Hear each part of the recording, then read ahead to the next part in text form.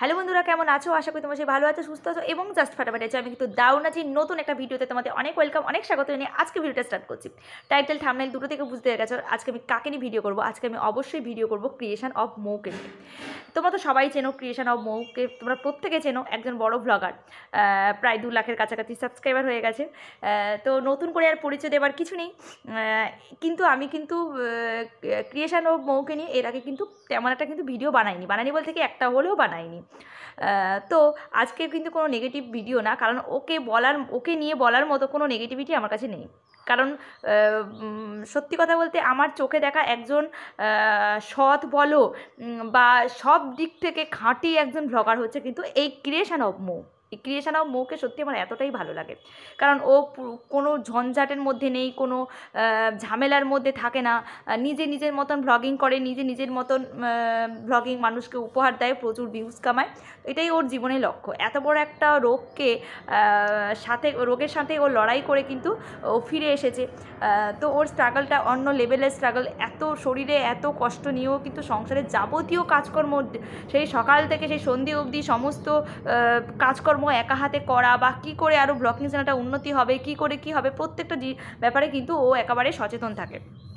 তো যাই হোক, ও একটা ক্রাইসিসের মধ্যে দিয়ে যাচ্ছে, আমরা সবাই জানি ক্রাইসিসটা কী সেটা আমরা প্রত্যেকে জানি। কারণ ওর একটা যেহেতু ও একটা বড় রোগের সাথে লড়াই করেছে, তাই জন্য ভেতরের সেলগুলো অনেকটাই ড্যামেজ হয়ে গেছে, তাই জন্য কখনো মা হতে পারবে না।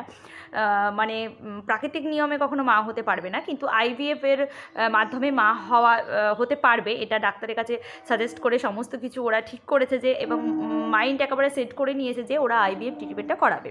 কিন্তু আমরা জানি যে আইভিএফ ট্রিটমেন্ট করাতে গেলে কিন্তু অনেকটা টাকার ব্যাপার, যেটা সাধারণ মানুষের পক্ষে একটা অতীব সাধারণ মানুষের পক্ষে কিন্তু এত টাকা দেওয়া কিন্তু পসিবল না। কিন্তু ওর যেহেতু একটা ইনকাম মানে আর্নিংয়ের একটা সোর্স হচ্ছে ওদের ইউটিউব থেকে বেশ ভালো টাকাই ওরা রোজগার করে, তাই জন্য ওদের সামর্থ্য আছে আইভিএফ ট্রিটমেন্টটা করানোর জন্য। কিন্তু আইভিএফ ট্রিটমেন্ট করালে তো হবে না, ওরা থাকে সেই কোচবিহার থেকে কলকাতা আসছে আইভিএফ ট্রিটমেন্ট করাতে। এবার কলকাতাতে কিছুই ওদের চেনা জানা নেই, তাই জন্য ঘর ভাড়া করে ওরা থাকবে। 3 মাস ওদের ট্রিটমেন্ট চলবে, তারপর ওদের প্রেগনেন্সির জার্নিটা ওরা ওখানেই কাটাবে। তাই অনেকটা লং টাইমের ব্যাপার। তাই ওদের মাথার ওপরে গার্জিয়ান বলতে তেমন একটা কেউ নেই। হ্যাঁ, আমি বলছি না যে মৌয়ের বাপের বাড়ির লোকেরা সবাই আছে, কিন্তু ওর বাবা অনেকটাই অসুস্থ, সেভাবে এতটা মানসিকভাবে সুস্থ না। হ্যাঁ, ওর দাদা হয়তো কিছু সৎ পরামর্শ দিয়েছে, মাও হয়তো কিছু দিয়েছে, কিন্তু ওই যে পারফেক্ট একটা পরামর্শ দেওয়া, যে এইভাবে করো, এটাকে এইভাবে করো, একটা গাইড করা, সেরকম গাইড করার মানুষের কিন্তু ওর অভাব। যেটা আমি ওর লাইভ দেখেও বুঝেছি, ওর কালকের ভিডিওটা দেখেও আমি বুঝতে পেরেছি।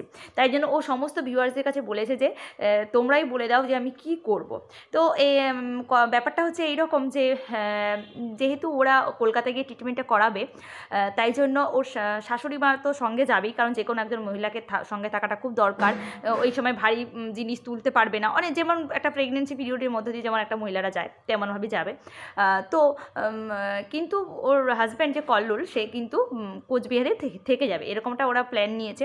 কারণ কোচবিহারে ওদের একটা দোকান আছে, সেখানে দোকানের ভাড়া দিতে হয় 1500 টাকা করে ভাড়া দিতে হয়, তাই দোকানটাও কোনো মতে হাতছাড়া করতে চায় না। কিন্তু কল্লোল চায় যে ও মৌয়ের ওখানে গিয়ে থাকবে। তো এই নিয়ে ওদের মধ্যে একটা মতবিরোধ দেখা যাচ্ছে। তো এখানে আমি মৌকেই একটা কথা বলবো যে কল্লোল কিন্তু যে কথাটা বলেছে ঠিকই বলেছে। কারণ তোমাদের দুজনকে ওখানে একা ও রাখতে চায় না। কারণ কি হচ্ছে, আমরা সবাই জানি যে কল্লোলের মা কথা বলতে পারে না। তাই কোনো যদি একটা প্রবলেম হয়, কোনো যদি একটা দরকার পড়ে, তোমাদের ওখানে চেনা জানা বলতে কিন্তু কেউ নেই। কাউকে যে তোমার যদি কোনো শারীরিক কোনো সমস্যা হয়, কারণ তোমার ভেতরে অলরেডি একটা কঠিন রোগের মধ্যে দিয়ে তুমি কিন্তু গেছো, তোমার শরীর, তুমি অনেক দিক থেকে বলছো যে তোমার শরীর সেভাবে কিন্তু সুস্থ না, তোমার শরীরে অনেক রকমের প্রবলেম আছে। তাই জন্য এবার এই ট্রিটমেন্টটা যখন করাবে, তখন শারীরিক প্রেগনেন্সির যে সমস্ত প্রবলেমগুলো, সেগুলো কিন্তু তোমার মধ্যে দেখা দেবে। এবার প্রেগনেন্সির সময় যে কিন্তু প্রবলেমগুলো কিন্তু একটা হিউজ প্রবলেম, মানে এটা যারা এই পিরিয়ডের মধ্যে দিয়ে গেছে তারা বুঝতে পারে যে কতটা পরিমাণে শরীরটা ডিটোরিয়েট করে, বা খারাপ কিছু হতেও পারে, এরকম একটা ব্যাপার।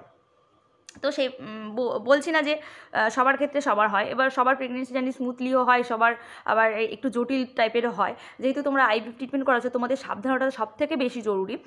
তাই জন্য কল্লোল কিন্তু ঠিকই কথা বলেছে যে কল্লোল তোমাদের সঙ্গে কলকাতায় গিয়ে থাকবে, এটা কিন্তু একদম একদম ঠিক পরামর্শ কিন্তু ও দিয়েছে।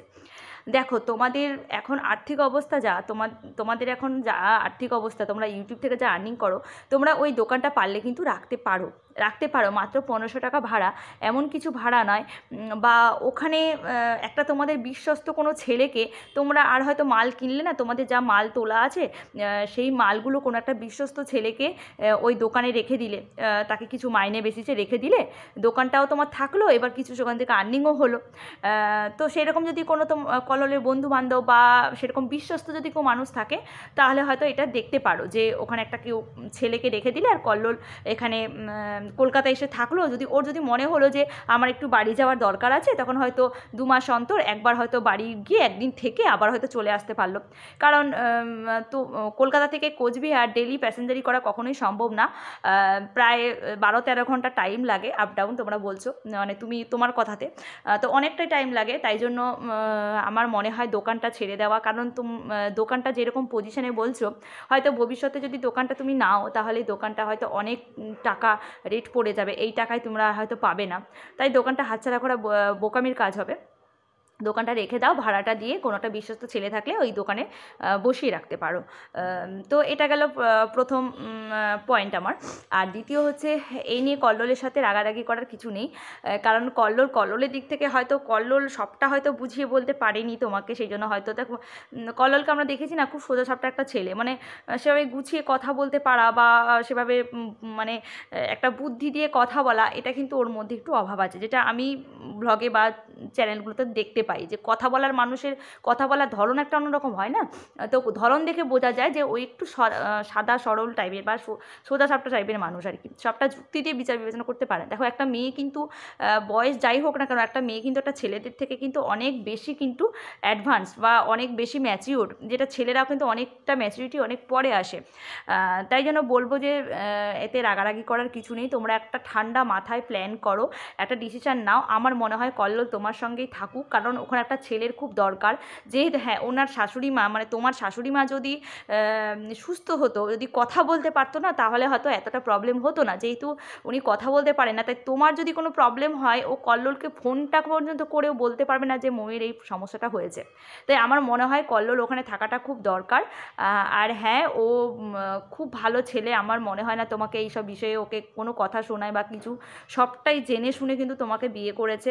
দেখো এরকম ছেলে কিন্তু আজকালকার যুগে পাওয়া যাবে না, যে সবটা জেনে, এত বড় একটা রোগ জেনে, কখনো হয়তো মাও হতে পারবে না, এই সব কিছু জেনে হয়তো তোমাকে বিয়ে করেছে। কতটা ভালোবাসা থাকলে কিন্তু একটা ছেলে একটা এরকম অসুস্থ মেয়ের হাত ধরতে পারে, সেটা একবার ভেবে দেখো। এইভাবে কিন্তু কান্নাকাটি করো না, খুব তোমার কান্না দেখে সত্যি খুব খারাপ লাগছিল। কল্লোল তোমাকে সত্যি খুব ভালোবাসে, আর তুমিও কল্লোলকে যে খুব ভালোবাসো, তুমি সংসারটাকে যে খুব ভালোবাসো, তোমার প্রত্যেকটা ব্লগে সেটা পরিচয় পাওয়া যায়। তুমি একা হাতে পুরো চ্যানেলটাকে পুরো দাঁড় করিয়েছো। তো যাই হয়ে যাক না কেন, কল্লোলের হাত কখনো ছিল না, বা কল্লোল তোমাকে ছেড়ে যাওয়ার কথা কখনোই ভাবতে পারে না। কল্লোল হয়তো সবটা মনের কথাটা সবটা হয়তো পরিষ্কার করে বোঝাতে পারেনি, কিন্তু ওর কথাটা হচ্ছে তাই যে তোমাদেরকে দুজনকে ওখানে ও একা রাখবে না, কারণ ওর মা যেহেতু কথা বলতে পারে না। এটা একদম একটা মেন পয়েন্ট বলেছে কল্লোল, সেটা তোমাকে সমর্থন করাটা উচিত। তোমরা দুজনে প্ল্যান করো, মানে ঠান্ডা মাথায় প্ল্যান করো। পারলে তোমার বাপের বাড়ির সাহায্য নাও, বাপের বাড়ি দাদা বৌদি তাদের সাজেশান নাও, সাজেশান নিয়ে কিন্তু পরের স্টেপে তোমরা কিন্তু এগিয়েও। তো যাই হোক, কেমন লাগলো ভিডিওটা অবশ্যই কিন্তু জানিও, আর তোমাদের কি মতামত কিন্তু অবশ্যই কমেন্ট করে জানিও। ভালো লাগলে ভিডিওতে অবশ্যই একটা লাইক শেয়ার কমেন্ট করে দাও, আর নতুন বন্ধু যারা আসবে তারা আমার চ্যানেলকে সাবস্ক্রাইব করে পাশে থাকা বেল আইকনটা ক্লিক করতে একদম ভুলো না। আজকে তোমার থেকে বিদায় নিচ্ছি, পরের বারের মতো নেক্সট কোনো একটা ভিডিওতে। সুস্থ থেকো, ভালো থেকো, সাবধানে থেকো। আজকে টাটা।